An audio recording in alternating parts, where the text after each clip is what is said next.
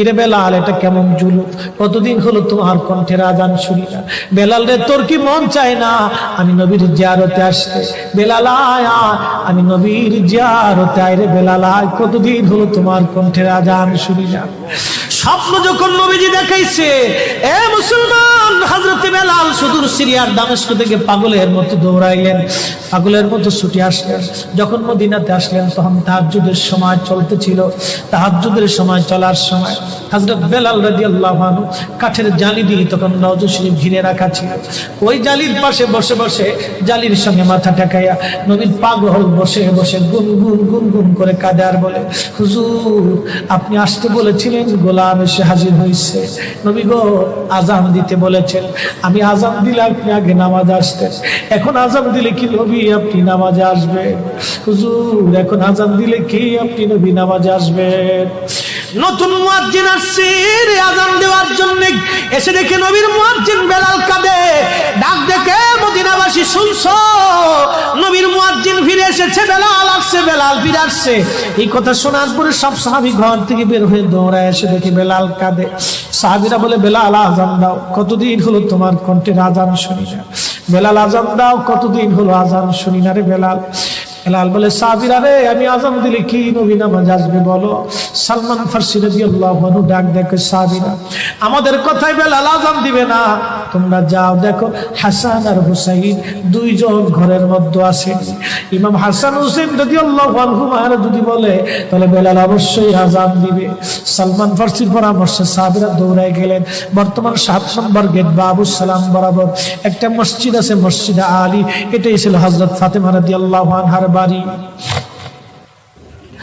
এই বাড়িতে দৌড়ে যাওয়ার পরে ইমাম হাসান হুসাইন রাদিয়াল্লাহু আনহুমা দুইজনকে নিয়ে আসা হলো। দুইজনকে নিয়ে আসার পরে হযরত ইমাম হাসানকে দেখতে আমার নবীর মতো দেখা যাইতো, চেহারাটা রাসূল করিমের চেহারার মতো ছিল। নাতি দৌহিত্র নানার চেহারা পেয়েছিলেন, ইমাম হুসাইন ও নানার সুরত পেয়েছিলেন। দুই ভাই নানার সুরত পেয়েছিলেন। হযরত বেলাল রওজা শরীফ থেকে উঠে হযরতে হাসানের বুকের মধ্যে মাথা ঠেকায় কাঁদতেছে, ইমাম হুসাইনের বুকের মধ্যে মাথা ঠেকায় কাঁদে। হযরত ইমাম হাসান ডাক দেখে, নানার মুয়াজ্জিন, কতদিন হলো তোমার কণ্ঠে আজান শুনি না। যে কণ্ঠ দিয়ে নানার আজান শুনাইতা, যাও গো ওই কণ্ঠ দিয়ে আমাদেরকেও আজান শোনাইয়া যাও।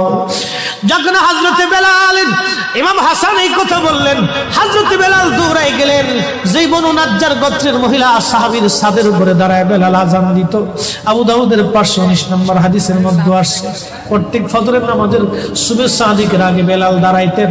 দাঁড়ায় আজানের আগে বলতেন, আল্লাহুম্মা ইন্নী আহমাদুকা ওয়া নাস্তাঈনুকা আলা কুরাইশিন ইউকিমুদ্দীনাক। প্রত্যেক ফজরের আজানের আগে এই দোয়াটা পড়ে বেলাল আজান শুরু করতেন। হযরত বেলাল রাদিয়াল্লাহু আনহু আজকে তাহাজ্জুদের আজান দিতে গেছে। আজান দিতে যাওয়ার পরে হযরত বেলাল যখন আজান দিলেন, আল্লাহু আকবার, আল্লাহু আকবার, আজানের মধুর ধ্বনি সারা মদিনার রন্দে রন্দে ছড়িয়ে গেল। মদিনার ঘর থেকে সব সাহাবী বের হয়ে দৌড় মারছে।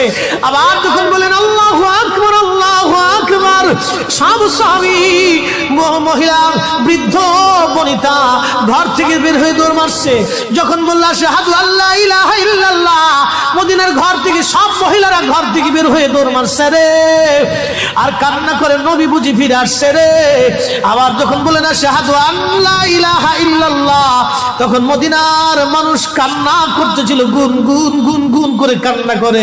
মদিনার ভিতরে আওয়াজ বের হয়ে গেল, নবী বুঝি আসছে রে, নবী বুঝি ফিরে আসছে রে, নবী বুঝি ফিরে আসছে রে, নবী বুঝি আসছে। হযরত বেলাল যখন বলেন আশহাদু আন্না মুহাম্মাদুর রাসূল